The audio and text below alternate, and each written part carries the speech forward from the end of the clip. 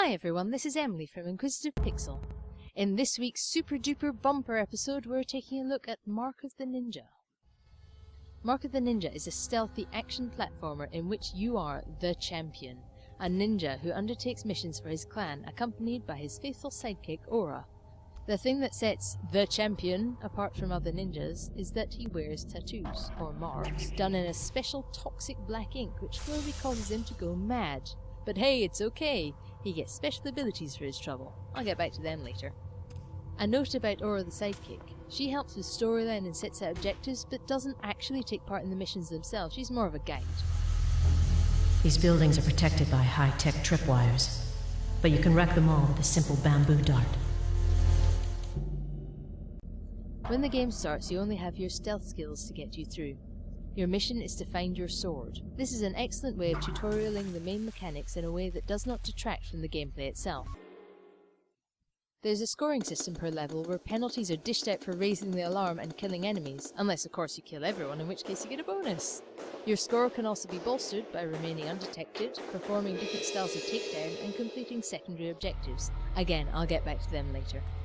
From this, it is evident that there are multiple ways of completing a level, and even the path you take can vary. A motif that runs throughout this game is the choice between killing everyone in sight and slipping past them unnoticed. Personally, I started trying to go the whole way without disturbing anything, but fairly quickly I abandoned this in favour of destroying everything, which I found to be much quicker and easier in levels with a lot of light and enemies grouped closely together, and way more satisfying. But this choice is something you have to constantly re-evaluate, right down to the very last decision of the game. On to the aesthetic of Mark of the Ninja. The animation and scenery are nicely done, with certain dynamic elements such as crows and crumbling climb points. The character movement is fluid with easy controls, and as for the music, well, Mark of the Ninja doesn't have so much of a soundtrack as ambient sounds and noises, but these work very well to create a slightly edgy atmosphere.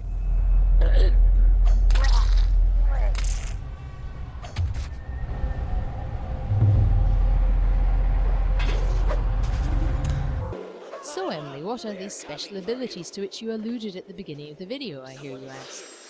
Well, dear audience, as the game progresses, so do the abilities. The main two of note are the Mark of Serenity, which is essentially the ability to move so quickly the enemy don't see you, so teleportation, and Farsight, which is like Promethean vision in Halo 4, you can see through scenery and enemies light up. Not only does Farsight help with locating enemies, but it also helps further into the game when some hiding spots are booby-trapped. They show up as a red glow. A huge part of the game I want to talk about is the environment. This is a two-pronged approach. Firstly, I would like to look at the effect the environment has on the player, namely fog of war, where the player cannot see things that are not in the line of sight. This is a delight to see in a 2D platformer, as it provides a touch of realism.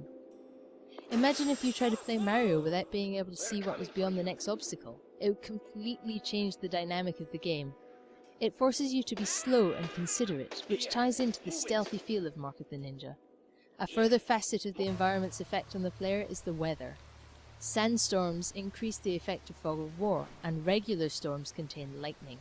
Lightning provides random instances of a bright flash of light which leaves the player totally susceptible to being detected. This is rather annoying, but it's in a good way. Secondly, I want to discuss the inverse, the effect the player and foes have on the environment. It is in this way that fog of war can be counteracted to an extent. Any action that causes a sound to be made is displayed as a circle radiating out from the point of origin. This means that enemy footsteps, although they could be in another room, are visible through the fog of war. However, this also works the other way around, and the champion's running footsteps can be detected by enemies. This is also how items can be used to distract enemies, and the point that is holding the enemy's attention is displayed in a similar manner. Although it's not a noise, another environmental factor in Mark of the Ninja is the displaying of the radius at which the dogs can detect the champion. It is what I like to call the dog sniff zone. The ability to see the noise range of actions allows the player to adequately plan moves to deliver the greatest impact.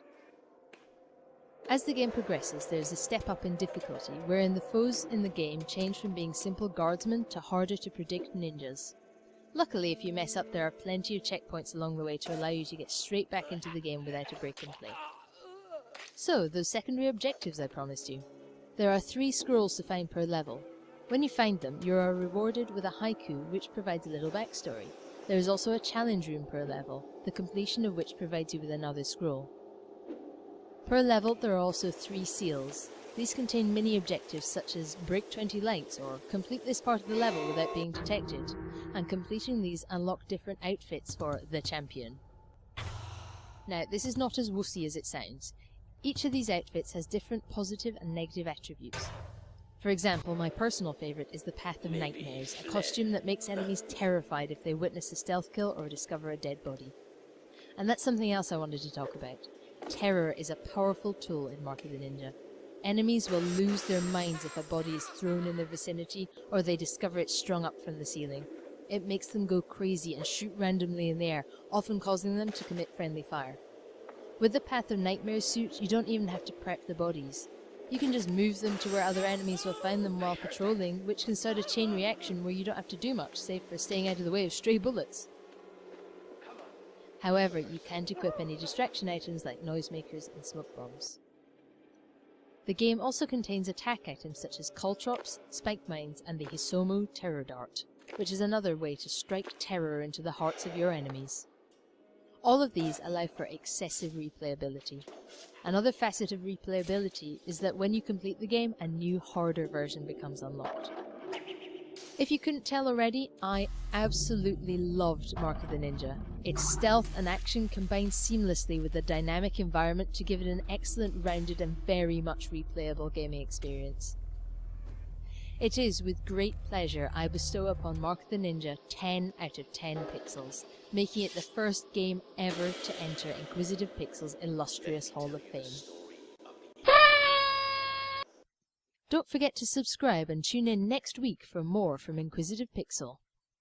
See you next week.